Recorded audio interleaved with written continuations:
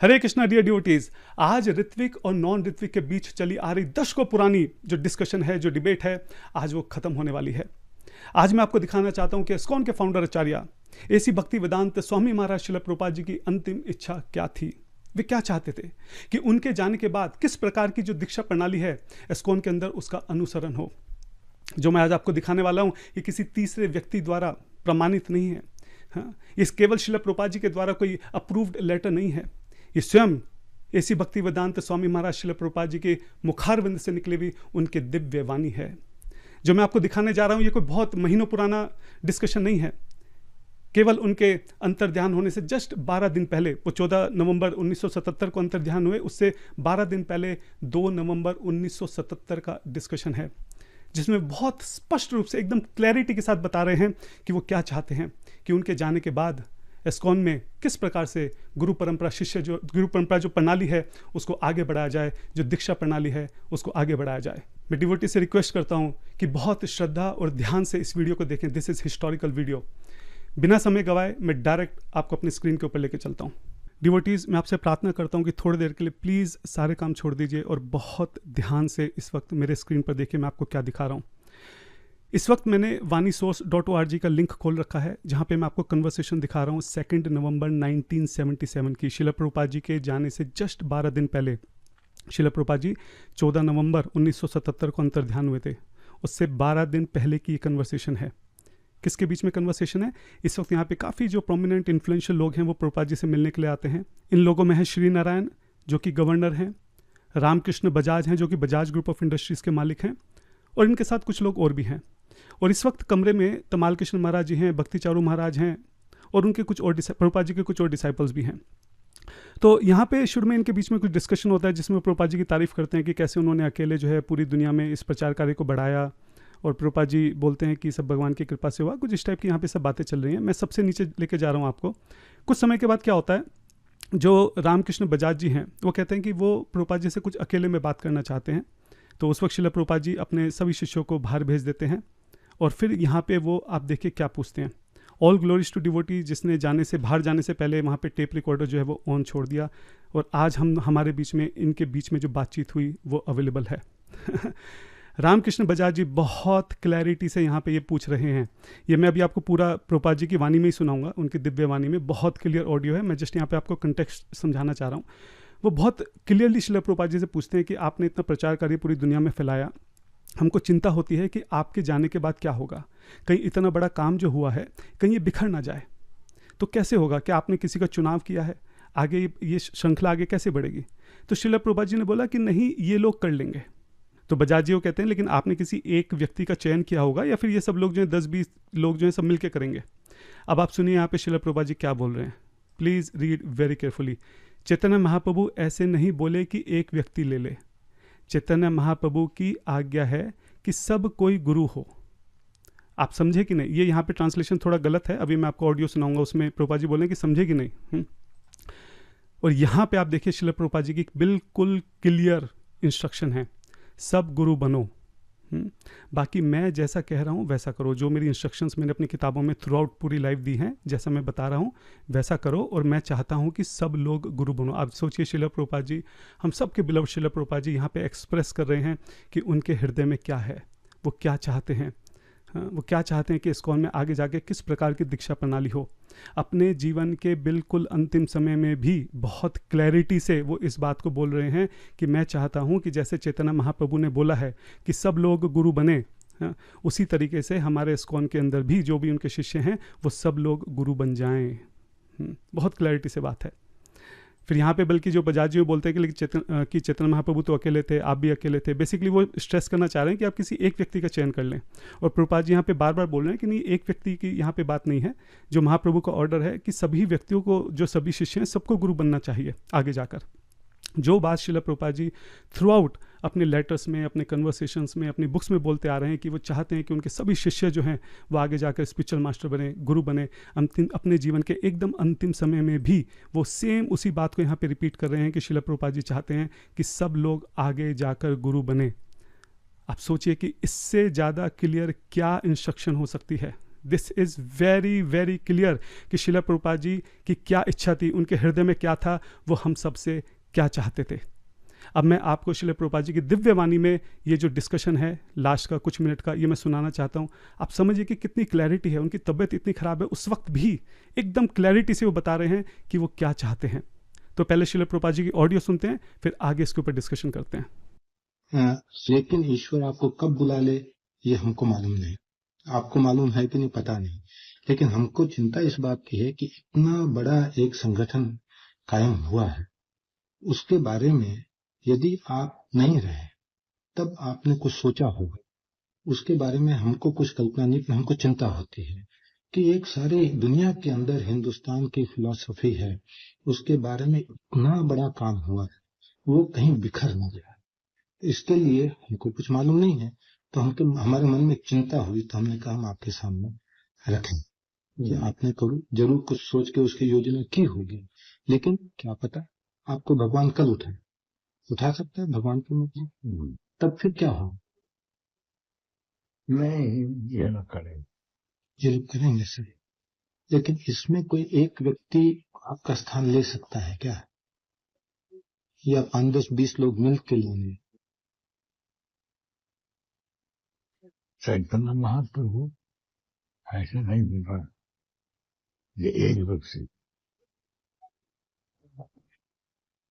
चैतन्य भक्ति, चैतन्य महाप्रभु कहते हैं तो सबको ही गुरु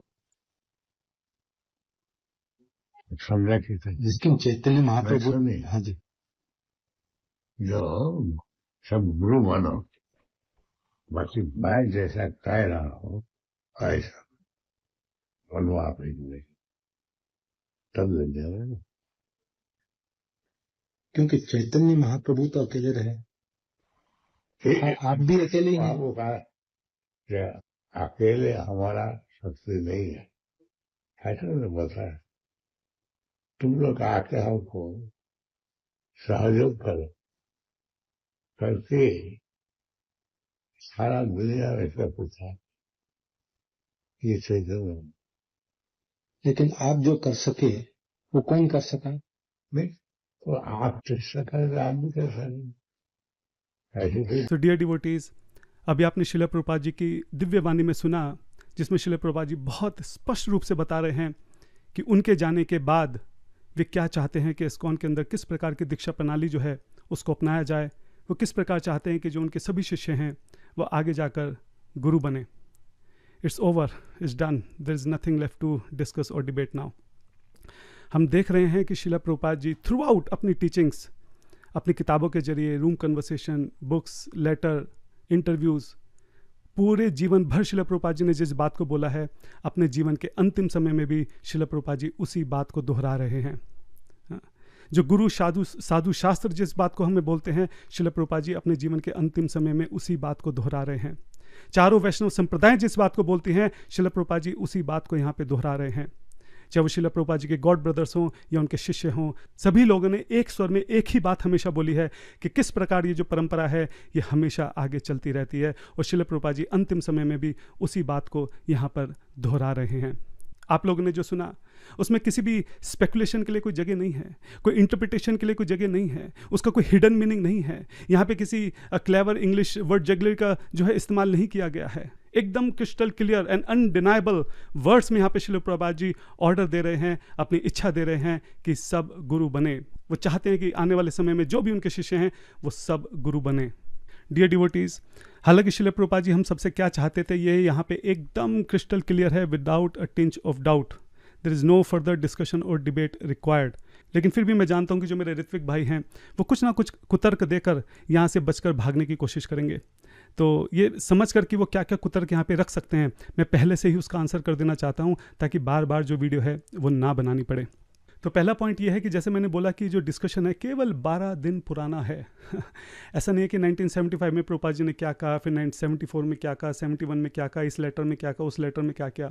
चेरी पिक करके अपनी मर्जी से जो है कोई भी वर्ष उठा के जो अपनी बात को साबित करने की जो कोशिश रहती है हमारे ऋत्विक भाइयों की, तो वो यहाँ पे नहीं चलेगी। तो जस्ट 12 दिन पुरानी बात है और बहुत क्लैरिटी से शिला प्रभुपाद जी बता रहे हैं कि वो क्या चाहते हैं। तो कोई भी चेरी पिक करके किसी प्रभुपाद जी के किसी भी स्टेटमेंट को, किसी भी बात को कहीं से कहीं भी उठाकर उसका कुछ भी मतलब निकालने की जो आदत है वो यहाँ पे नहीं चलेगी। यहाँ तो बहुत क्लियर प्रभुपाद जी की इंस्ट्रक्शन है। फिर कई बार हमारे ऋत्विक भाई कहते हैं कि जब हम स्टेटमेंट दिखाते हैं, जैसे मैंने अपने पिछले वीडियो में भी दिखाई थी, कितने सारे प्रभुपाद जी के स्टेटमेंट्स हैं जिसमें वो क्लैरिटी से इस बात को बोल रहे हैं कि वो चाहते हैं कि जो उनके शिष्य हैं आगे जाके वो भी गुरु बने और वो भी आगे जाके फर्दर इनिशिएशन दें। तो कहते हैं कि नहीं, ये हम मानते हैं कि श्रील प्रभुपाद जी पहले ऐसा चाहते थे, लेकिन समय के साथ साथ उनका एहसास हुआ कि जो उनके शिष्य हैं वो उस लायक नहीं है, उनकी वो क्वालिफिकेशन नहीं है, इसलिए उन्होंने अपना मन बदल दिया और 9 जुलाई में जो है लेटर दे के जो है जो ऋत्विक प्रणाली है उसकी स्थापना कर दी, ऐसा उनका कहना है।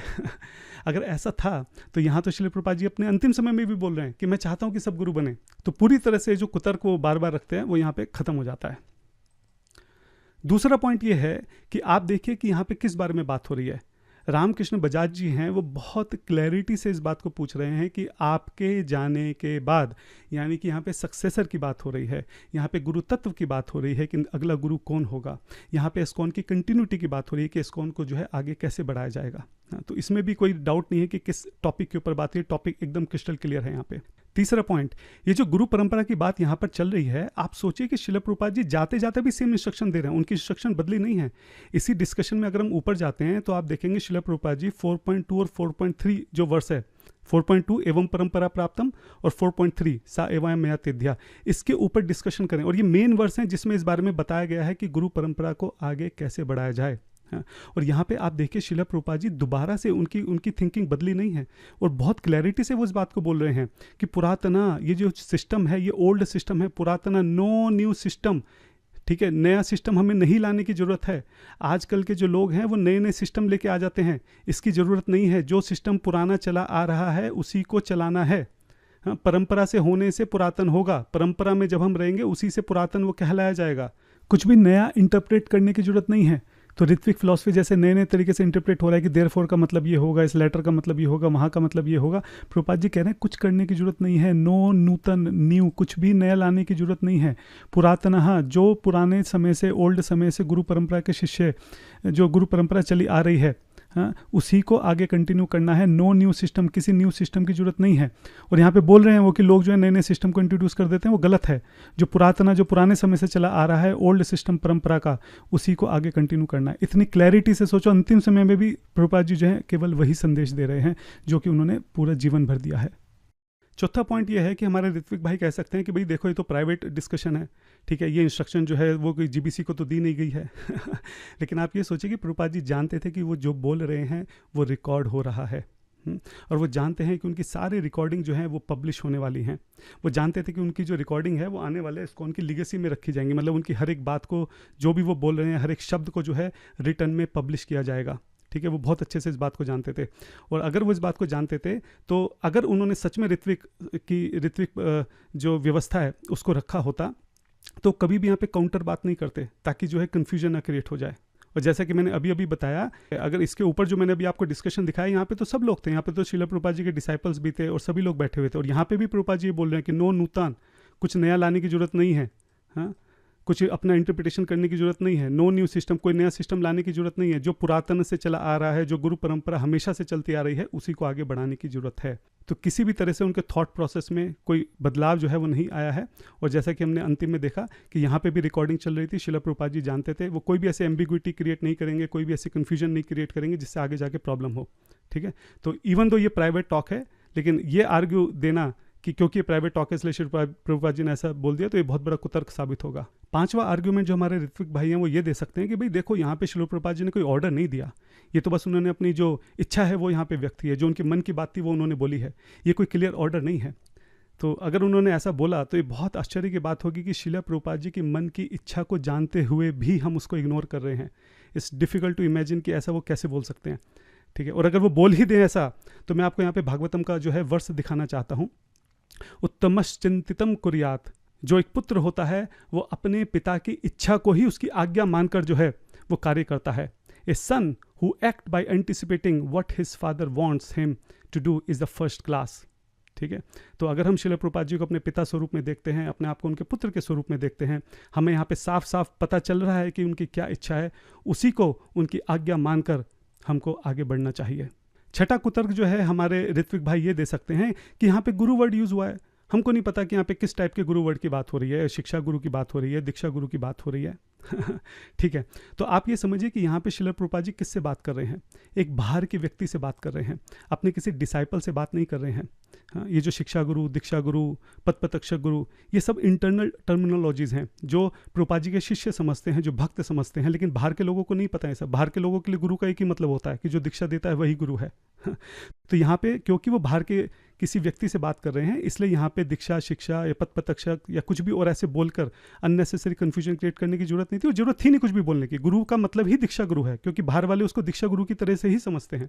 और नेक्स्ट पॉइंट ये है कि आप देखिए कि यहाँ पे कितना क्लैरिटी से श्रील प्रभुपाद जी बोल रहे हैं कि चैतन्य महाप्रभु ऐसे नहीं बोले कि एक व्यक्ति ले ले। एक व्यक्ति की बात तो देखो, सबसे पहली बात चैतन्य महाप्रभु का रेफरेंस दिया श्रील प्रभुपाद जी ने। चैतन्य महाप्रभु के रेफरेंस के ऊपर वो अपनी बात बोल रहे हैं कि जैसा चैतन्य महाप्रभु चाहते थे मैं भी वैसा ही करूंगा, मैं भी वैसे ही आगे बढ़ूंगा, मैं भी वैसी आज्ञा दूंगा। तो चैतन्य महाप्रभु के टाइम में ऋत्विक की तो कोई बात थी नहीं, तो ऋत्विक तो हट ही गया यहाँ से, मतलब ऋत्विक तो आउट ऑफ क्वेश्चन हो गया, उसके ऊपर तो डिस्कशन डिबेट कुछ है ही नहीं। मतलब ठीक है, अगर क्वेश्चन भी यहाँ पे उठता है तो वो केवल शिक्षा और दीक्षा गुरु के बीच में उठ सकता है। लेकिन ऋत्विकवाद जो है, ऋत्विक गुरु जो है, इस तरह के वर्ड जो है कंप्लीटली यहाँ पे रूल आउट हो जाते हैं, एक्सक्लूड हो जाते हैं। यहाँ पे बात ही करने की जरूरत नहीं है उसको, सिर्फ शिक्षा और दीक्षा गुरु को लेकर हम यहाँ पे बात कर रहे हैं। और वो भी बहुत क्लैरिटी से यहाँ पे प्रभुपाद जी बोल रहे हैं कि चैतन्य महाप्रभु ऐसे नहीं बोले कि एक व्यक्ति ले ले। एक व्यक्ति को तो, एक व्यक्ति के लिए तो कभी शिक्षा गुरु के कंटेक्स्ट में बात हो ही नहीं सकती। शिक्षा गुरु तो कोई भी बन सकता है। जो व्यक्ति अभी 2-3 महीने पहले जुड़ा है वो भी शिक्षा गुरु बन सकता है। शिक्षा तो कोई भी किसी को दे सकता है, उसमें कहने सुनने की जरूरत नहीं है। चैतन्य महाप्रभु की आज्ञा है कि सब कोई गुरु हो। तो सब कोई गुरु जो हैं वो तो ऑब्वियस सी बात है कि दीक्षा गुरु के बारे में बात हो रही है, शिक्षा गुरु तो है ही सब कोई गुरु, उसमें कहने और सुनने की तो जरूरत ही नहीं है। और जो श्रील प्रभुपाद जी यहाँ पे वर्स जो कोट कर रहे हैं, हाँ, यारे देखा तारे कहा कृष्ण उपदेश, अमार आज्ञा गुरु है ना तारा ऐ देश। ये जो वर्ड श्रील प्रभुपाद जी बेसिकली यहाँ पे कोट कर रहे हैं, यहाँ पे आप देखिए कि गुरु का मतलब यहाँ पे श्रील प्रभुपाद जी ने साफ साफ स्पिरिचुअल मास्टर लिखा हुआ है। ठीक है, यहाँ पे अगर शिक्षा की बात होती तो यहाँ पे श्रील प्रभुपाद जी इंस्ट्रक्टिंग मास्टर लिखते हैं, लेकिन स्पिरिचुअल मास्टर लिखे। साफ साफ यहाँ पे दीक्षा गुरु के बारे में बात हो रही है। तो ये चीज़ बहुत क्लियर है कि यहाँ पे केवल और केवल दीक्षा गुरु के बारे में ही बात हो रही है। और आप ये भी देखें कि यहाँ पे साफ साफ वो पूछ रहे हैं कि आपका सक्सेसर कौन होगा। तो सक्सेसर जो है वो तो दीक्षा गुरु के कंटेक्स्ट में ही होगा, सक्सेसर को शिक्षा गुरु के कंटेक्स्ट में तो हो नहीं जाएगा। और वो भी यहाँ पे बोल रहे हैं कि आप एक किसी अपने सक्सेसर को चूज कर लीजिए, तो एक शिक्षा गुरु को थोड़ा ना चूज करेंगे, समझ रहे। तो अगर इन सब चीज़ों को देखा जाए तो शिक्षा गुरु भी यहाँ पे पूरी तरह से रूल आउट हो जाता है। फिर हो सकता है हमारे ऋत्विक भाई बोलें कि नहीं नहीं, आप आगे देखो ना क्या लिखा है, भाई मैं जैसा कह रहा हूँ वैसा करो। तो श्रील प्रभुपाद जी ने तो जो है ऋत्विक के लिए बोला है, तो यहाँ पे ऋत्विक करने के लिए बोल रहे हैं। लेकिन एक ही लाइन में दो मतलब कैसे हो सकते हैं? जब श्रील प्रभुपाद जी यहाँ पे साफ साफ दीक्षा गुरु के बारे में बात कर रहे हैं, तो दीक्षा गुरु के बारे में बात करते आधी बात दीक्षा गुरु के बारे में और आधी यहाँ पे 4-5 वर्ड जो है वो ऋत्विक के बारे में बोल देंगे। और ऋत्विक तो यहाँ पे वर्ड कहीं पे मेंशन भी नहीं किया है। श्रील प्रभुपाद जी बहुत क्लैरिटी से यहाँ पे बोल सकते थे, they will initiate only on my behalf for ever. मैंने जो है कुछ ऋत्विक आचार्यों का चयन किया है और मेरे बिहाफ पे वो हमेशा मेरे लिए आगे दीक्षा देते रहेंगे, बोल सकते थे, लेकिन नहीं बोला। ऋत्विक का तो यहाँ कुछ एक शब्द भी यहाँ पे किसी तरह से ऋत्विक के बारे में नहीं आया। फिर हो सकता है हमारे ऋत्विक भाई ये कुतर्क करें कि क्योंकि वो बाहर के व्यक्ति थे, गेस्ट थे, श्रील प्रभुपाद नहीं चाहते थे कि उनको वो ऐसा बताएं कि भाई जैसे उनके शिष्य जो हैं वो अभी रेडी नहीं हैं, क्वालिफाइड नहीं हैं, तो बाहर के व्यक्ति को सारी बात नहीं बोलना चाहते थे। लेकिन ये तो 2 नवंबर का लेटर है, उससे पहले श्रील प्रभुपाद जो ऑलरेडी डिक्लेयर कर चुके हैं ऋत्विक के हिसाब से। तो 9 जुलाई को जो लेटर है वो तो पूरी दुनिया को श्रील प्रभुपाद जी बता चुके हैं कि उनके जाने के बाद क्या सिस्टम होगा ऋत्विक के हिसाब से। तो जब बता ही चुके हैं तो फिर यहाँ पे बताने में क्या दिक्कत है गेस्ट को, क्योंकि वो तो पहले डिक्लेयर कर चुके हैं। तो जो ये कुतर्क है ये भी यहाँ पे नहीं चलेगा। तो जो भी कुतर्क जो है हमारे ऋत्विक भाई मुझे लगता था दे सकते हैं, वो मैंने सब यहाँ पे क्लैरिफाई कर दिए। कुछ नया कुतर्क लेके आएंगे तो उसको भी आगे क्लैरिफाई कर देंगे। लेकिन यहाँ पे इसके बाद अब कोई किसी तरह का डाउट, किसी तरह का क्वेश्चन, किसी तरह का डिस्कशन, डिबेट, किसी चीज़ की जरूरत नहीं है। एकदम क्रिस्टल क्लैरिटी से श्रील प्रभुपाद जी ने यहाँ पे जो अपनी डिज़ायर है वो हमारे सामने रख दी है कि उनके अंतर्ध्यान होने के बाद वो क्या चाहते हैं कि किस तरीके से दीक्षा प्रणाली आगे बढ़े। और जैसा कि मैंने बोला इसी डिस्कशन में ऊपर भी श्रील प्रभुपाद जी बार बार एक ही बात कर रहे हैं कि कोई नए सिस्टम की जरूरत नहीं है। जो लोग हैं वो नए सिस्टम इंट्रोड्यूस कर देते हैं, वो गलत है। हमको जो पुरातन है वही चाहिए, नो नूतन, किसी नई चीज़ की जरूरत नहीं है। तो ऋत्विक जैसे किसी भी नई चीज़ की जरूरत नहीं है। श्रील प्रभुपाद जी यहाँ पे भी बहुत क्लैरिटी से अभी अपने सभी डिसाइपल्स के साथ, अपने सभी गेस्ट के सामने जो है इस बात को बोल रहे हैं। और मैं आपको गारंटी से बात बोल रहा हूँ, हम जानते हैं कि अगस्त से नवंबर के बीच में कई सारी टेप्स जो हैं वो मिसिंग हो गई हैं। श्रील प्रभुपाद जी बार बार बोल रहे थे कि मैं ऑर्डर दूंगा कि तब तुम गुरु बनना, और वो ऑर्डर उन्होंने पक्के से दिया होगा, लेकिन समहाउ वो जो टेप है वो मिसिंग हो गई है। लेकिन एनीवे जो चीज़ हमारे पास नहीं है उसके ऊपर हम अपना एविडेंस या अपनी बात नहीं रख सकते हैं। जो है उसी में हम अपनी बात को सिद्ध करने का प्रयास कर रहे हैं। और यहाँ पे तो खैर सिद्ध करने के लिए कुछ बचा ही नहीं है, ये तो एकदम क्रिस्टल क्लियर शिला प्रभुपाद जी ने क्लैरिटी से एकदम बता ही दिया कि वो क्या चाहते हैं। तो यहाँ पे फिर से मैं अपने ऋत्विक भाइयों को ये बात बोलना चाहता हूँ कि ये कोई हस्ताक्षर किया हुआ या अप्रूव किया हुआ कोई पत्र नहीं है, कोई टाइप किया हुआ मेमो नहीं है। ये स्वयं हमारे शिला प्रभुपाद जी की आवाज़ है, ये स्वयं उनके शब्द हैं जो कि बिल्कुल स्पष्ट हैं। हमारे पास जो ऑडियो फाइल है वो एकदम क्रिस्टल क्लियर है, इसको कोई तोड़ मरोड़ नहीं सकता है, इसको कोई नकार नहीं सकता है। और जिस भक्त ने भी यहाँ पे इस रिकॉर्डिंग को ऑन छोड़ दिया था, मैं जाने से पहले एक बार फिर से उसको बार बार दंडवत प्रणाम करता हूँ। वो नहीं जानता कि उसने जो वहाँ पे एक बटन दबाया था उसके कारण आज यहाँ कितना बड़ा ऋत्विकवाद का जो खंडन है स्वयं शिला प्रभुपाद जी जो हैं अपनी दिव्य वाणी से यहाँ पे कर रहे हैं। तो जो लोग खूब चिल्ला चिल्ला कर बोलते हैं कि हम तो शिला प्रभुपाद जी के अलावा किसी को नहीं जानते, किसी को नहीं मानते, हम तो शास्त्रों की बात भी नहीं मानेंगे, हाँ हम तो शिला प्रभुपाद जी के लिए फेनेटिक्स हैं, हम तो जो वो कहते हैं वही करेंगे, हम तो उनकी इच्छा के अनुसार चलेंगे, हैं जी। हाँ, तो यहाँ पे आपको दिख रहा है कि शिला प्रभुपाद जी की क्या इच्छा है। अब देखते हैं कि शिला प्रभुपाद जी की इच्छा जानने के बाद भी आप उस पर चलते हैं कि नहीं चलते हैं। तो डिवोटीज अभी अभी हमने जो देखा उसको देखने के बाद और जो सुना उसको सुनने के बाद अब कुछ कहने सुनने की ज़रूरत नहीं है। अब कोई फर्दर डिस्कशन डिबेट किसी चीज़ की ज़रूरत नहीं है। It's done, it's over, everything is crystal clear है। लेकिन जो हमारे ऋत्विक भाई हैं उन्होंने मेरी पिछली वीडियो के ऊपर कुछ प्रश्न उठाए हैं, वैलिड प्रश्न हैं। जो भक्त बाई चांस पहली बार इस वीडियो को देख रहे हैं मैं उनके लिए बता दूं कि यहाँ पे मैं एक वीडियो आपको भेज दूंगा, नीचे फर्स्ट कमेंट और डिस्क्रिप्शन में भी दे दूंगा। अभी कुछ ही दिन पहले मैंने एक वीडियो रिलीज़ करी थी जिसमें मैंने बताया था कि पूरी ऋत्विक फिलॉसफी जिस एक लेटर के ऊपर बेस्ड है, 9 जुलाई का लेटर, उस लेटर के अंदर कितनी स्पेलिंग मिस्टेक हैं, ग्रामेटिकल मिस्टेक हैं, मल्टीपल इंटरप्रिटेशंस हैं, उसके अंदर ऐसी ऐसी कंडीशंस हैं जो शिला प्रभुपाद जी के डिपार्चर के बाद संभव ही नहीं है। दर्जनों मैंने वहाँ पे उसके एविडेंस दिए थे। और एक बात मैंने यहाँ पे बोली थी उस वक्त कि जो 9 जुलाई का लेटर है वो 28 मई से कनेक्टेड नहीं है बल्कि 7 जुलाई से कनेक्टेड है। तो उसी के ऊपर उनका एक प्रश्न है, बहुत वैलिड प्रश्न है कि 9 जुलाई के लेटर के ऊपर साफ साफ लिखा हुआ है कि when we recently when GBC members met, और इस वजह से उसको हम 7 जुलाई से नहीं बल्कि 28 मई से कनेक्ट करेंगे। तो बहुत वैलिड क्वेश्चन है, जिनको समझ में नहीं आ रहा अभी मैं स्क्रीन पर दिखाऊंगा तो समझ में आ जाएगा। दूसरा जो हमारे कुछ ऋत्विक भाई हैं वो जो हैंस फॉरवर्ड वर्ड यूज़ हो रहा है 9 जुलाई में उससे ऊपर नहीं उठ पा रहे हैं। उनका कहना है कि नहीं, हैंस फॉरवर्ड का मतलब कि आज से अभी से और हमेशा के लिए, और यहाँ पे एकदम क्लैरिटी से बात हो रही है, हम एकदम लिटरल मीनिंग लेंगे, कंटेक्स्ट को हम कुछ नहीं समझेंगे। तो उनके हैंस फॉरवर्ड वर्ड को भी मैं यहाँ पे दिखाऊंगा कि शिला प्रभुपाद जी ने कैसे उस हैंस फॉरवर्ड वर्ड को खुद जो है अलग अलग लेटर्स में यूज़ किया है और वहाँ पर बहुत कॉन्टेक्चुअली उसको यूज़ किया है। ठीक है, तो ये 2 प्रश्न मुझे लगता है कि बहुत वैलिड है। बाकी छोटे छोटे प्रश्न हैं, अगर समय मिला तो उसको एंड में करेंगे। तो सबसे पहले मैं आपको अपनी स्क्रीन पे लेकर चलता हूँ और हम लोग जो उनके प्रश्न हैं उसका उत्तर करते हैं। Once again I request all devotees to please look at my screen. और मैं आपसे प्रार्थना करता हूँ कि आप बहुत ध्यान से, बहुत सतर्क होकर इसको देखें, क्योंकि टेक्निकल है, कन्फ्यूजिंग है। अगर ध्यान से नहीं देखेंगे तो फिर कन्फ्यूजन क्रिएट हो सकती है। आप मेरे स्क्रीन पर देख रहे हैं, यहाँ पे उल्टे हाथ पे मैंने 7 जुलाई का जो कन्वर्सेशन है तमाल कृष्ण महाराज जी और प्रभुपाद जी के बीच में वो खोल रखा है। राइट हैंड साइड में आप देख सकते हैं कि मैंने 9 जुलाई का लेटर खोल रखा है। ये वही एक लेटर है जिसके ऊपर पूरी ऋत्विक फिलॉसफी जो है वो बेस्ड है। और मैं एक बार फिर से आपको बताना चाह रहा हूँ कि इस लेटर में दर्जनों गलतियाँ हैं, स्पेलिंग है, मल्टीपल इंटरप्रिटेशन है, ग्रामर है, बहुत सारी गलतियाँ हैं। और ये सारी गलतियाँ मैंने अपनी पिछली वीडियो में मेंशन करी हैं। सेम चीज़ मैं यहाँ पे रिपीट नहीं करना चाहता हूँ। तो जो हमारा क्वेश्चन है सीधा उसी के ऊपर मैं फोकस करना चाहता हूँ। क्वेश्चन क्या है? क्वेश्चन ये है कि पिछली वीडियो में मैंने ये तर्क रखा था कि जो 9 जुलाई का लेटर है ये 7 जुलाई की कन्वर्सेशन के साथ आपस में लिंक है। एक्चुअली इन दोनों की बिल्कुल क्लियर 1-to-1 मैपिंग है। जो यहाँ पे बात चल रही है एग्जैक्टली वही सेम यहाँ सब कुछ लेटर में लिखा हुआ है। लेकिन हमारे ऋत्विक भाइयों का कहना है कि नहीं, ऐसा नहीं है। 9 जुलाई का जो लेटर है वो 28 मई की कन्वर्सेशन के साथ लिंक है। और इसके लिए वो एक एविडेंस देते हैं क्योंकि यहाँ पे शुरू में जीबीसी मेंबर्स के बारे में मेंशन किया गया है, जो कि 28 मई में ऊपर हम देख सकते हैं जीबीसी मेंबर। ठीक है, तो इसके ऊपर हम आएंगे और इसका भी हम लोग खंडन करेंगे। लेकिन उससे पहले मैं आपको जरा एक बार दिखाना चाहता हूँ कि आप देखिए कि कितना क्लियर 1-to-1 इन दोनों के बीच में मैपिंग है। तो उससे आपको समझ में आ जाएगा कि एक्चुअली ये दोनों आपस में कनेक्टेड हैं। एक बार दोबारा से बताता हूँ कि 7 जुलाई में क्या कन्वर्सेशन हो रहा है। बहुत आसान भाषा में 7 जुलाई में तमाल कृष्ण महाराज जी प्रभुपाद जी के पास आकर कहते हैं कि प्रभुपाद जी, हमारे पास जो इनिशिएशन की रिक्वेस्ट हैं वो पेंडिंग होती जा रही हैं। बात यह है, मैं एक बार दोबारा से यहाँ पे रिपीट कर देता हूँ, जो पिछली वीडियो में भी मैंने बताया था कि इससे पहले क्या होता था। इससे पहले जो भी इनिशिएशन की रिक्वेस्ट हैं वो शिला प्रभुपाद जी को भेजी जाती थी।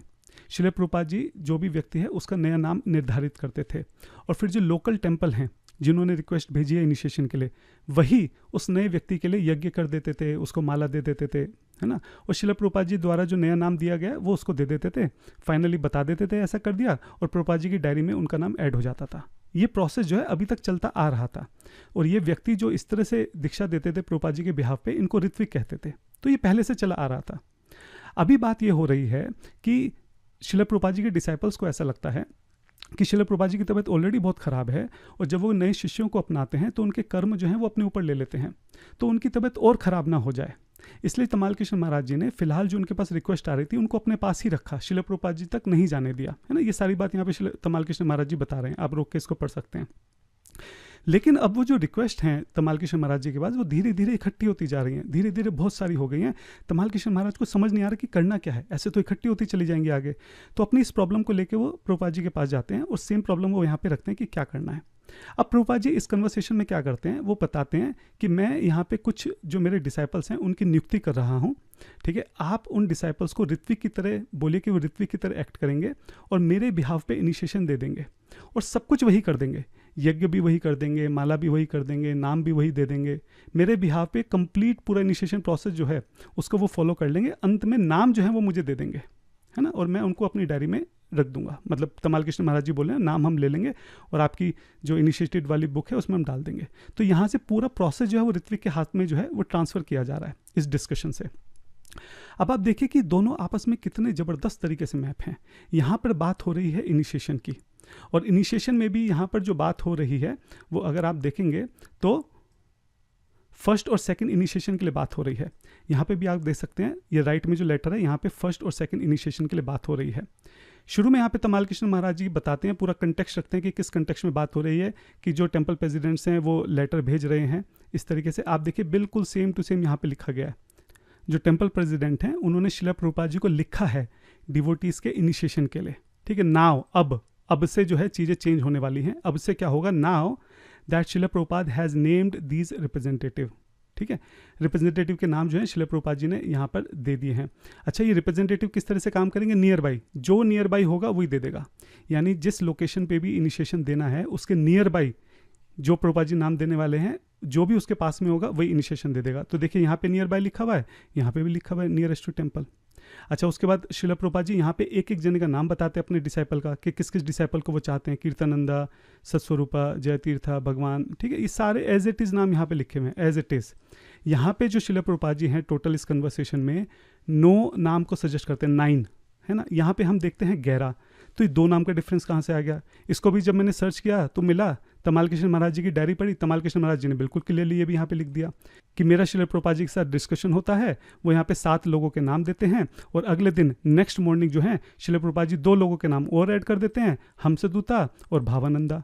तो ये मेरे पास टोटल 11 नाम हो जाते हैं। इनको ऋत्विक बोलेंगे जो कि रिप्रेजेंटेटिव आचार्य।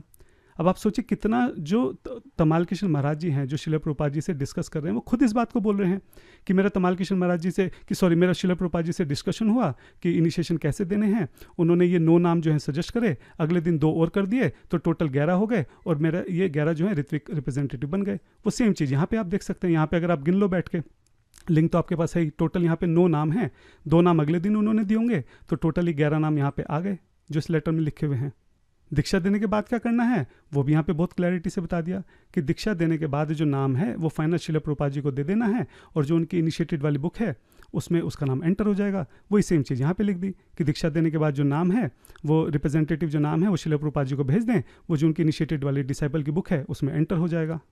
आप अगर इसको खोल के देखेंगे ना, ये दोनों की 1-to-1 मैपिंग है। मतलब एग्जैक्टली जो बात यहाँ पे बोली गई है 7 जुलाई को, जिस बारे में डिस्कशन चल रहा है, जो नाम बोले गए हैं, नियर बाई है, मुझे नाम वापस कर दो मैं बुक में सेंड कर दूंगा, हर एक चीज़ एग्जैक्टली वर्ड बाय वर्ड यहाँ पे आप 9 जुलाई के लेटर में देख सकते हैं। इसलिए मैं आपको बोल रहा हूँ कि ये दोनों जो है 7 जुलाई की कन्वर्सेशन और 9 जुलाई का लेटर, ये आपस में कनेक्टेड हैं।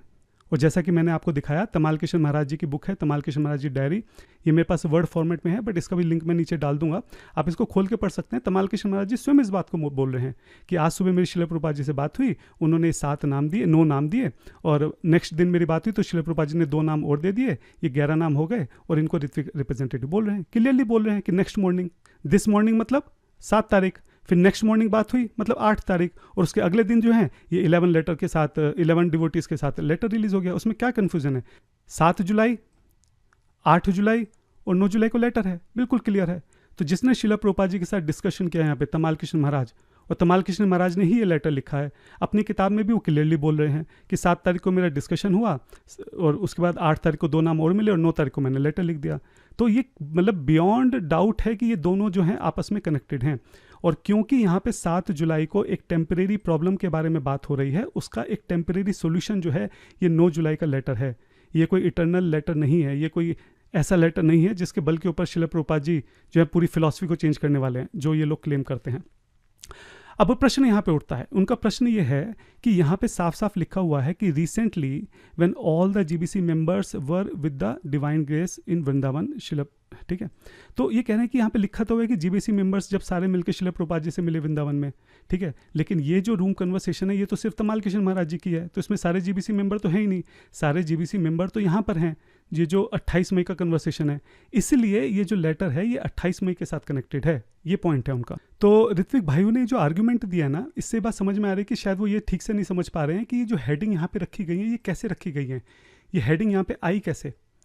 तो जब वृंदावन में या कहीं पे भी जब जहाँ पे भी शिला प्रभुपाद जी थे, जो भी उनकी रिकॉर्डिंग्स होती थी वो लॉस एंजलिस भेजी जाती थी। लॉस एंजलिस जो था वो हेडक्वार्टर था, और वहाँ पे जब डिवोटीज़ हैं धीरे धीरे उसका जो है ट्रांसक्रिप्शन करते थे, और ये कई हफ्तों से, महीनों से, सालों तक में जाके हुआ है, ठीक है। तो अब जो डिवोटीज ट्रांसक्रिप्शन कर रहे हैं उनको नहीं पता कि इस दिन यहाँ पे जो डिस्कशन हुआ उसमें कौन था या कौन नहीं था।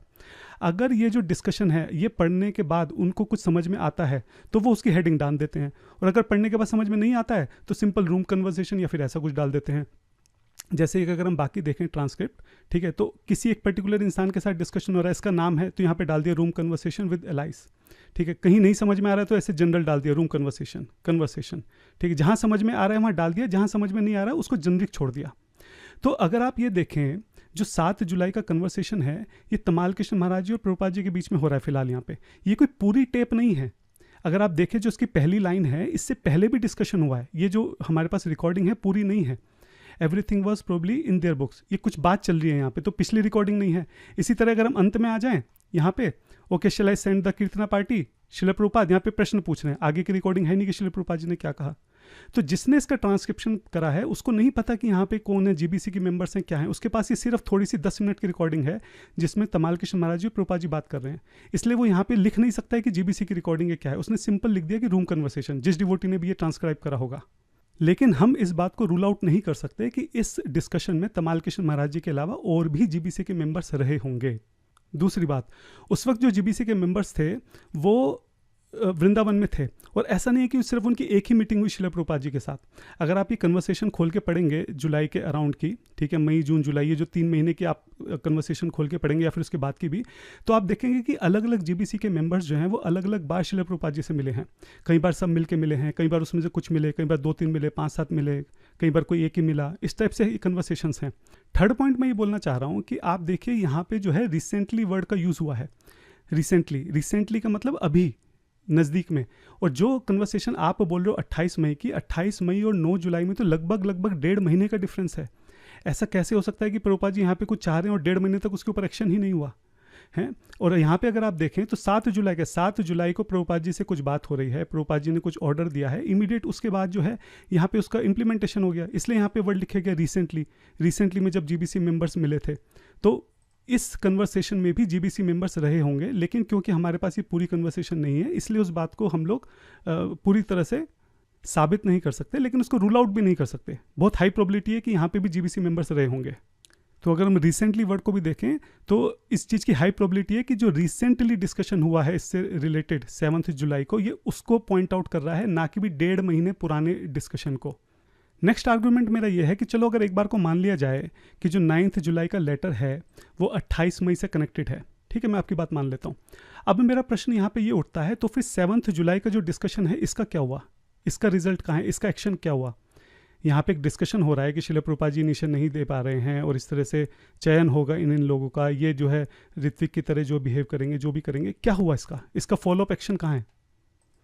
आगे के किसी भी कन्वर्सेशन में हमें इसका कुछ फॉलोअप एक्शन दिखता ही नहीं है सिवाय इसके 9 जुलाई लेटर के। तो अगर ये नहीं है तो फिर इसका कहाँ है, हमें वो बताना पड़ेगा।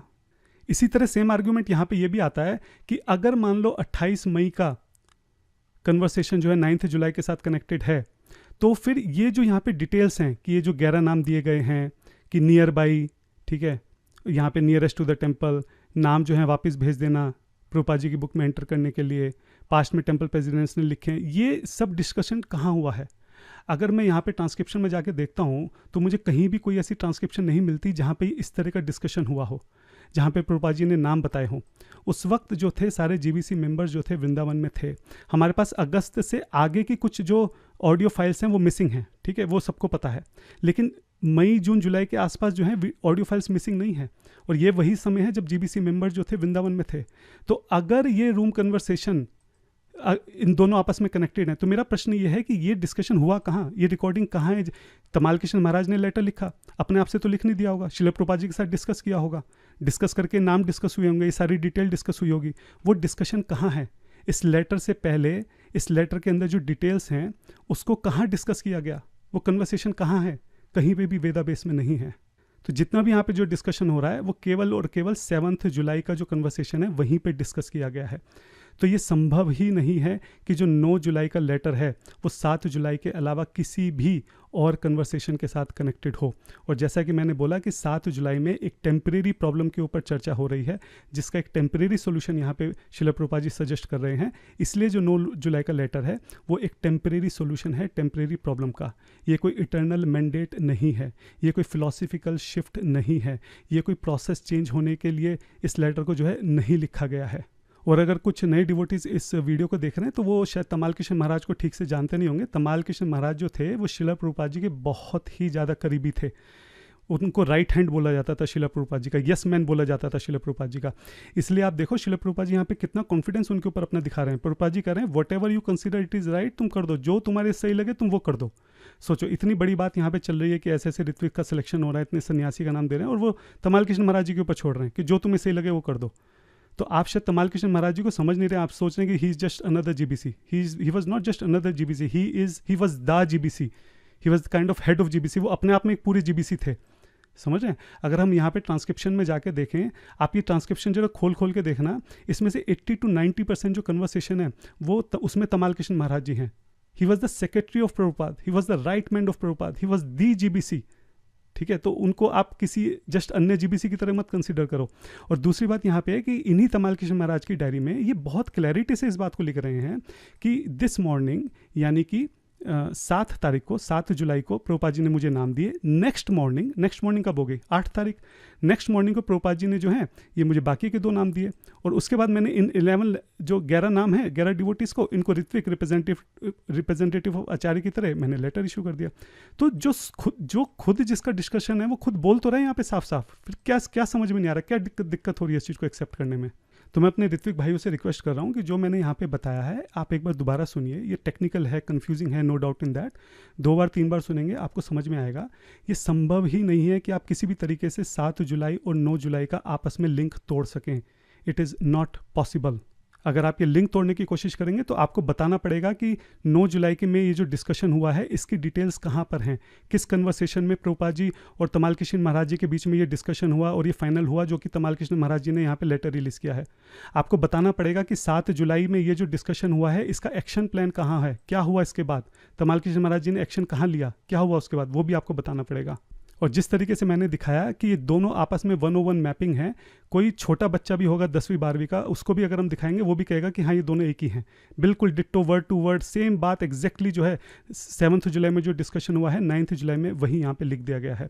और मैं फिर से इस बात को कंक्लूड कर रहा हूँ कि 7 जुलाई जो है वो एक टेम्परेरी प्रॉब्लम के बारे में बात हो रही थी, जिसका टेम्परेरी सोल्यूशन जो है वो 9 जुलाई लेटर में है। तो अपने नेक्स्ट क्वेश्चन की तरफ चलते हैं। आप देख सकते हैं मैंने अपनी स्क्रीन पे 9 जुलाई 1977 का लेटर खोल रखा है, और इसमें हैंस फॉरवर्ड जो वर्ड है इससे रिलेटेड ये क्वेश्चन है। तो जैसा कि हमने पहले भी डिस्कस किया था कि ऋत्विक फिलॉसफी जो है पूरी तरीके से केवल ये एक जो लेटर है मोस्टली जो है इसके ऊपर बेस्ड है। और इस एक लेटर के अंदर भी अगर हम देखें तो हैंस फॉरवर्ड वर्ड जो है वो उनके लिए बहुत इंपॉर्टेंट है। इस एक वर्ड के ऊपर जो है पूरी फिलॉसफी बेस्ड है। सो हमारे ऋत्विक भाइयों का कहना है कि हैंस फॉरवर्ड वर्ड का हम यहाँ पे एकदम लिटरल मीनिंग लेंगे, डिक्शनरी वाला मीनिंग लेंगे, जिसका मतलब होता है कि आज से, अभी से और हमेशा के लिए, for the rest of eternity, अनंत समय के लिए। तो क्योंकि यहाँ पे हैंस फॉरवर्ड का मतलब हमेशा के लिए है, इसलिए ये जो लेटर दिया गया है इसमें जो ऋत्विक की बात की गई है वो केवल श्रील प्रभुपाद जी के समय की बात नहीं है, बल्कि उनके डिपार्चर के बाद भी, उनके अंतर्ध्यान होने के बाद भी ये कंडीशन जो है, ये ऑर्डर जो है वो वैलिड रहेगा। ठीक है, ये ऋत्विक वालों का आर्गुमेंट है। और ये मैंने अपनी पिछली वीडियो में भी बताया था कि एक्चुअली अगर आप ध्यान से देखें यहाँ पे हैंस फॉरवर्ड वर्ड जो है वो ऋत्विक्स के लिए है ही नहीं। सबसे पहली बात, हैंस फॉरवर्ड वर्ड जो है वो टेम्पल प्रेसिडेंट्स के लिए बोला गया है कि टेम्पल प्रेसिडेंट्स में हैंस फॉरवर्ड सेंड रिकमेंडेशन। ठीक है, जो टेम्पल प्रेसिडेंट हैं वो आगे से फर्स्ट और सेकंड इनिशिएशन जो है वो 11 रिप्रेजेंटेटिव्स को भेजेंगे। तो कायदे से यहाँ पे ये होना चाहिए था कि आज के बाद हमेशा से इनिशिएशन जो है वो ऋत्विक्स के द्वारा दिया जाएगा, हैंस फॉरवर्ड, मतलब इस तरह से एक लाइन होनी चाहिए थी। वो लाइन तक नहीं है, सबसे पहली बात। ठीक है, और दूसरा मैंने आपको बताया था कि साफ साफ पता चल रहा है, ये जो नीचे कंडीशन है इसमें लिखा हुआ है कि जिनका इनिशिएशन हो जाएगा उनके नाम श्रील प्रभुपाद जी को भेजे जाएंगे ताकि इनिशिएटेड बुक में उनको ऐड किया जा सके। तो ऑब्वियसली बात है, ये श्रील प्रभुपाद जी को कब कैसे भेजोगे तुम श्रील प्रभुपाद जी के बाद? तो ये कंटेक्चुअल है, ये साफ साफ पता लग रहा है कि ये जो इंस्ट्रक्शन है वो श्रील प्रभुपाद जी के समय के लिए दी गई है, क्योंकि ये इंस्ट्रक्शन जो इनवैलिड है, ये प्रभुपाद जी के डिपार्चर के बाद करना पॉसिबल ही नहीं है। तो एक लेटर में ऐसी कोई इंस्ट्रक्शन क्यों ऐड करेंगे जो कि श्रील प्रभुपाद जी के बाद जाने के बाद पॉसिबल नहीं है? तो इसका मतलब हैंस फॉरवर्ड जो है वो इसलिए होगा कि जब तक श्रील प्रभुपाद जी इस धरा पर हैं। लेकिन उनका कहना है कि नहीं, हम वो सब नहीं मानेंगे, हम जो है इसका लिटरल मीनिंग लेंगे और वही मानेंगे। कंटेक्स्ट से हमको कोई मतलब नहीं है, यहाँ पे किस कंटेक्स्ट में बात हो रही है, जैसे मैंने बोला 7 और 9 जुलाई का आपस में, उससे किसी से कोई मतलब नहीं है। हम बस हम इस वर्ड को पकड़ के बैठेंगे और इसका हम डिक्शनरी मीनिंग लेके हम तो उसी से मानेंगे। ठीक है, उनका ऐसा कहना है। चलो ठीक है, अभी क्या है, मैं आपको एक और लेटर दिखाता हूँ यहाँ पे श्रील प्रभुपाद जी का। ये लेटर है 23 मार्च 1971 का। आप देखिए यहाँ पे श्रील प्रभुपाद जी भी हैंस फॉरवर्ड वर्ड यूज़ कर रहे हैं। ठीक है, क्या बात चल रही है यहाँ पे, वो अपने जो उनके शिष्य हैं चंदन आचार्य, उनको बता रहे हैं कुछ कि बीटीजी और जो भागवतम के कैंटोज हैं उसके प्रिंटिंग से रिलेटेड मैसेज है। प्रभुपाद जी कह रहे हैं कि आप जल्दी जल्दी प्रिंट कीजिए। ठीक है, सेकंड और थर्ड कैंटो को आप जल्दी से ख़त्म कीजिए। मैंने जो है फोर्थ कैंटो की ऑलरेडी जो है यहाँ पे स्टार्ट कर दिया है, एडिटिंग करना मैंने जो है दोबारा से इस रिकॉर्डिंग जो है वो मैंने यहाँ पे स्टार्ट कर दिया है ना, हैंस फॉरवर्ड। इसलिए अब आप क्या करिए, मैं आपको अब यहाँ ध्यान से पढ़िए एक लाइन, ये आप, henceforward I shall be supplying material for all cantos and you must do the rest, editing, layout, printing etc. मैं आपको सभी कैंटो का जो मटेरियल है, जो मैं रिकॉर्ड कर रहा हूँ, जो भी है वो मैं आपको प्रोवाइड करता रहूँगा। आप बचा हुआ सारा काम आप करते रहिए, एडिटिंग, लेआउट, प्रिंटिंग। अब आप मुझे बताइए कि यहाँ पे हैंस फॉरवर्ड जो है क्या उसका मतलब हमेशा के लिए माना जाए जो प्रभुपाद जी ने यूज़ किया है?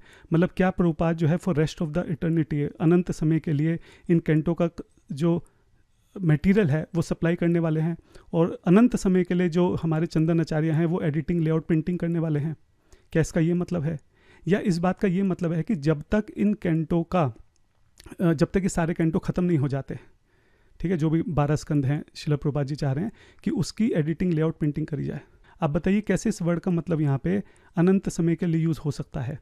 हाँ, श्रील प्रभुपाद जी इस वर्ड को यहाँ पे कंटेक्चुअल यूज़ कर रहे हैं। और ये खाली एक लेटर नहीं है, आप हैंस फॉरवर्ड को जरा वेदाबेस में सर्च करिए, बहुत सारे लेटर मिलेंगे और बहुत सारी जगह श्रील प्रभुपाद जी उसको कंटेक्स्ट में यूज़ कर रहे हैं। ये वीडियो ऑलरेडी बहुत लंबी हो गई है, इसलिए मैं और एग्जाम्पल नहीं दिखा रहा हूँ।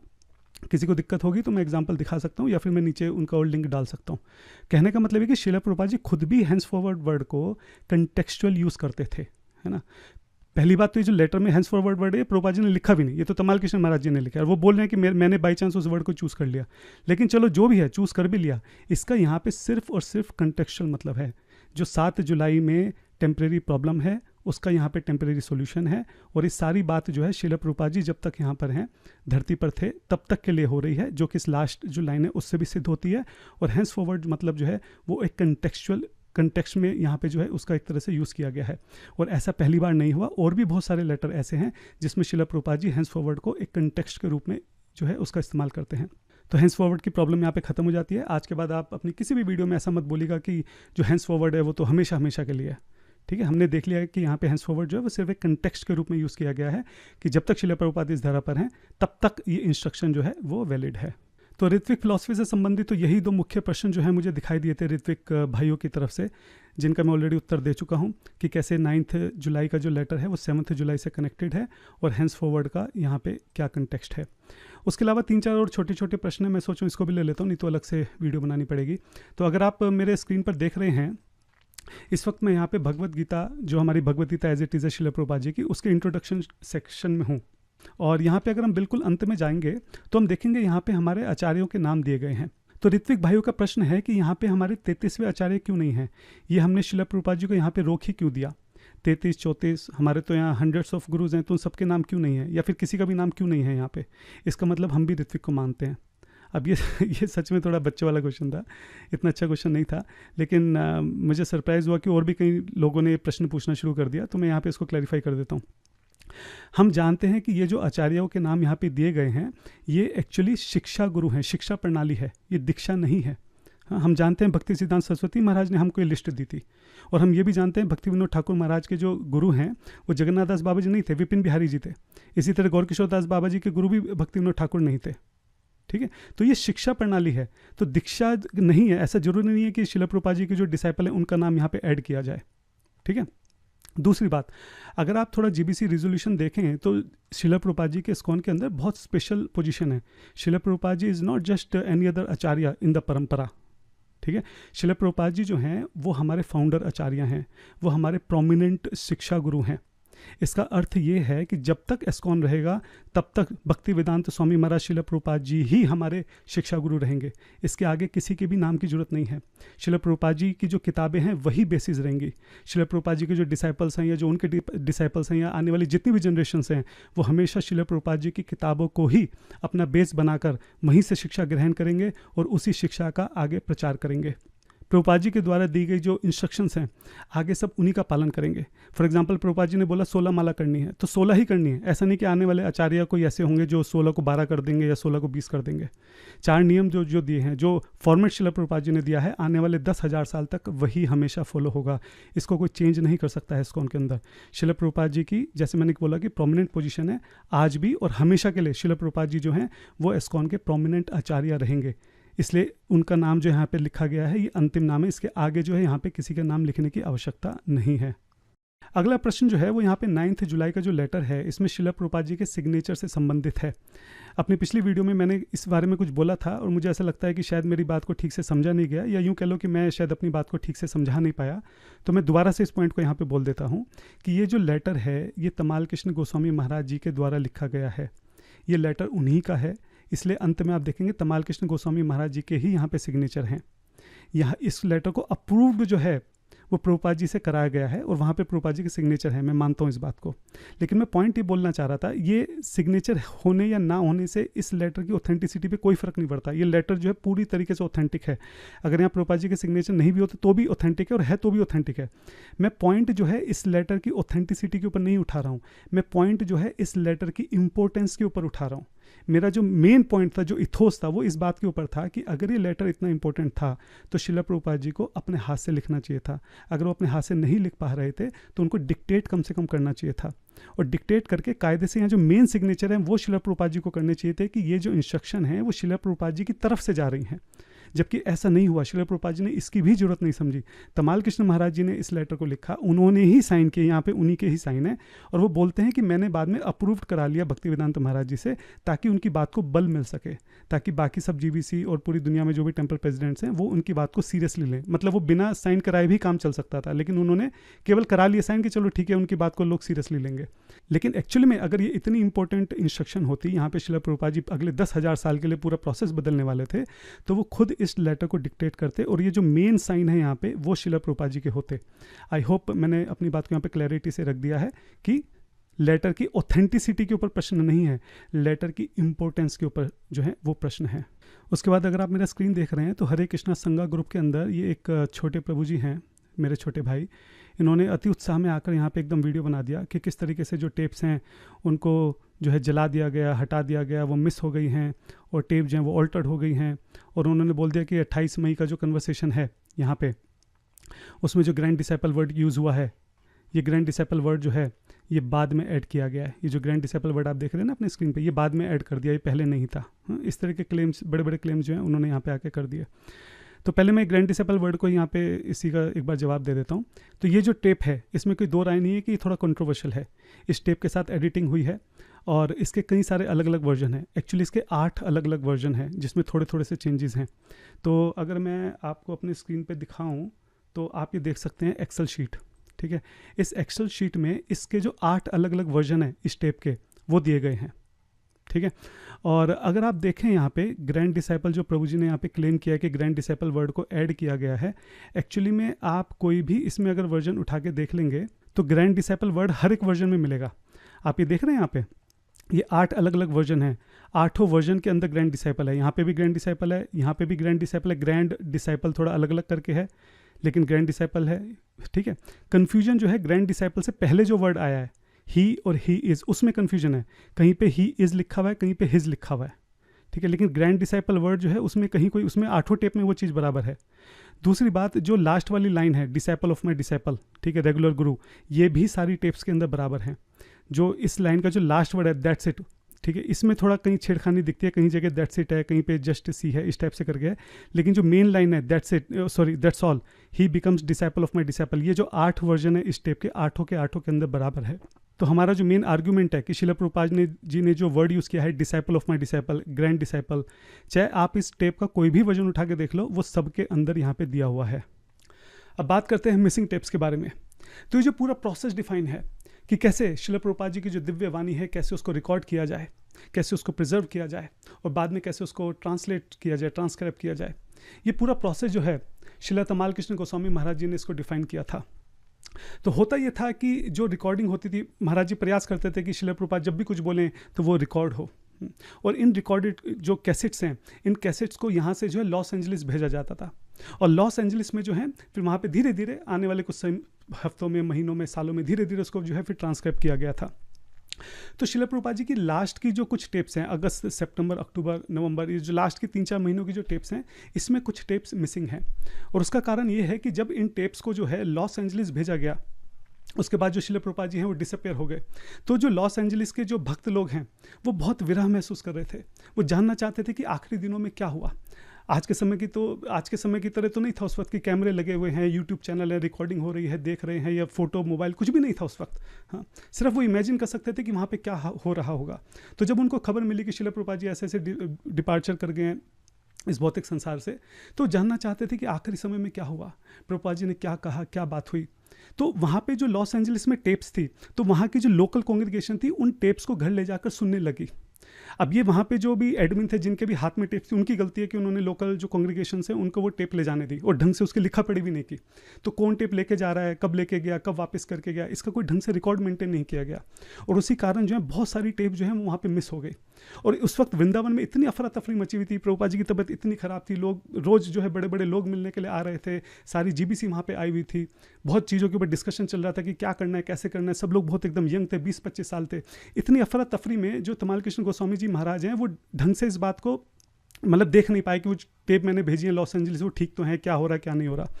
और इतनी देर में वहाँ पे टेप मिस हो गई। और जब तमाल कृष्ण महाराज जी को इस बारे में पता चला, इमीडिएट उन्होंने वहाँ पे इंस्ट्रक्शन दी कि जो आप टेप इशू कर रहे हो कांग्रेगेशन को, बिल्कुल इसको रोका जाए, उसको प्रिजर्व करके सील करके उसको रखा जाए।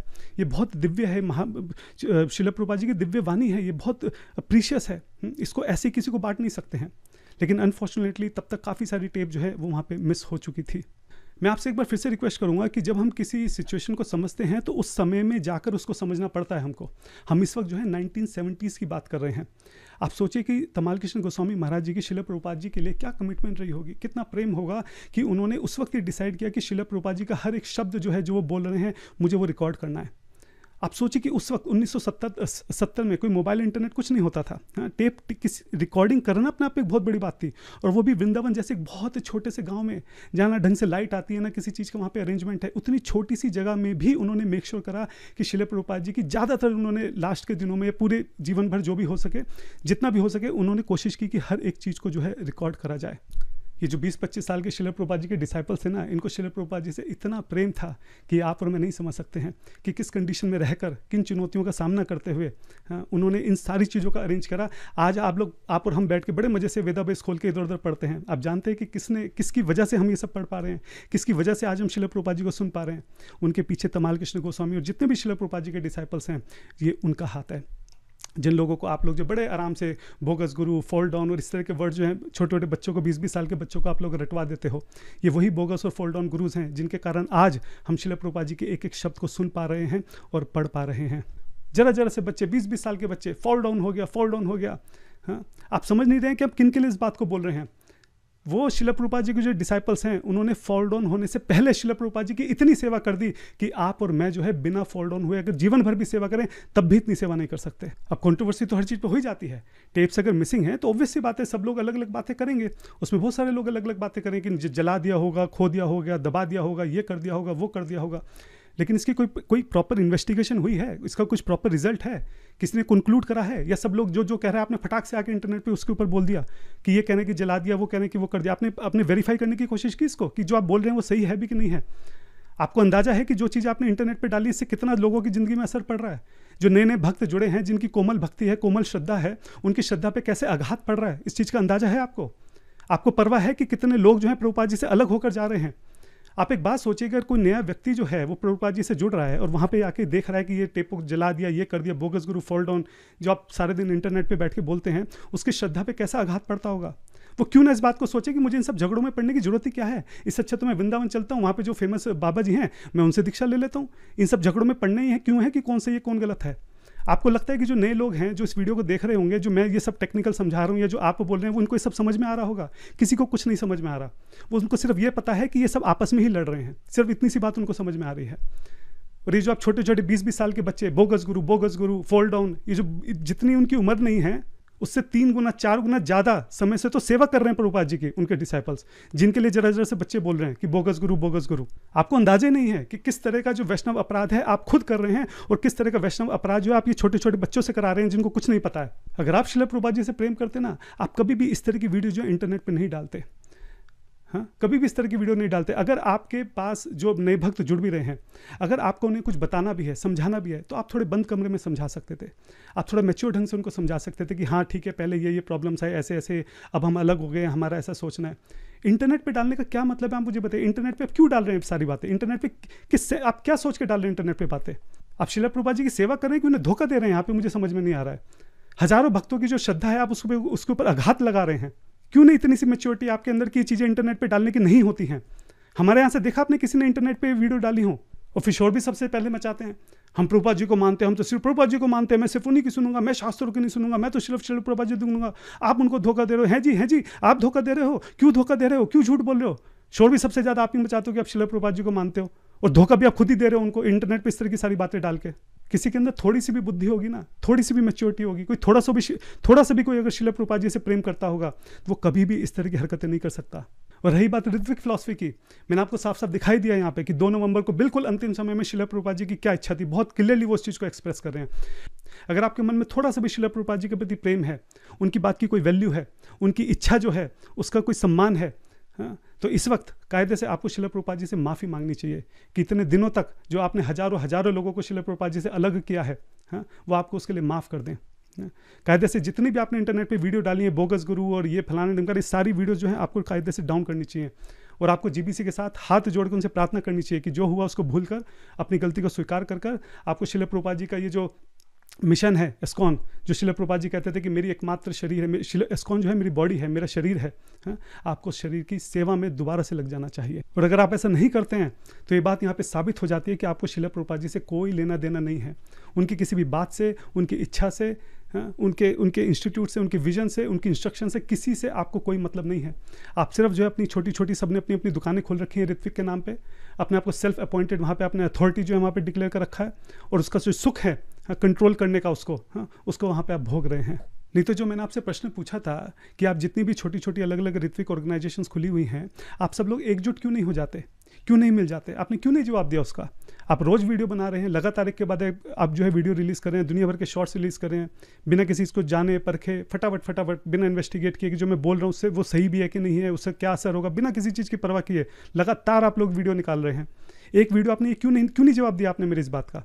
आप इतनी सारी जो ऋत्विक ऑर्गेनाइजेशंस हैं, सबका एक ही पर्पज़ है, सबकी एक ही अंडरस्टैंडिंग है ऋत्विक, आप सब लोग क्यों नहीं मिल जाते? आप मुझे जवाब दीजिए इस प्रश्न का।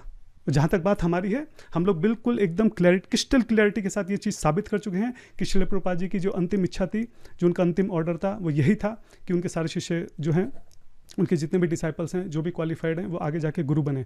उसके अलावा जो 9 आपका जुलाई का लेटर, उसकी तो धज्जियाँ उड़ा चुके हैं, बखियाँ उधेड़ चुके हैं, है ना। और जो हैंड्स फॉरवर्ड और इस सब के ऊपर छोटी छोटी चीज़ों के ऊपर आपने जो पूरी फिलॉसफी खड़ी कर रखी है, इन सब को जो है उधेड़ चुके हैं अब हम लोग। अब हमारे पास इतना समय नहीं है कि हम रोज़ बैठ के एक ही चीज़ के लिए बार बार वीडियो बनाते रहें। तो ये हमारी अंतिम वीडियो है। कोई बहुत ही इंपॉर्टेंट क्वेश्चन आया, कुछ आया किसी डिवोटी का, तो हम एड्रेस करेंगे, नहीं तो हमारे पास अपनी बहुत सेवा साधना है। हमारे पास इतना समय नहीं है कि हम यहाँ पे इंटरनेट पर बैठ के फिजूल की जो है सेम चीज़ों को जो है बार बार रिपीट करते रहें और लोगों को धोखा देते रहें और लोगों को श्रील प्रभुपाद जी से अलग करते रहें। सभी वैष्णव को मैं यहाँ पे प्रणाम करता हूँ। अगर मेरे इस पूरे वीडियो में किसी के हृदय को ठेस पहुंची हो तो उसको भी मैं उससे क्षमा प्रार्थी हूँ। वांछाकल्पतरुभ्यश्च कृपा सिंधु भैवच पतितनाम पावनेभ्यो वैष्णवेभ्यो नमो नमः। श्रील प्रभुपाद की जय। हरे कृष्णा।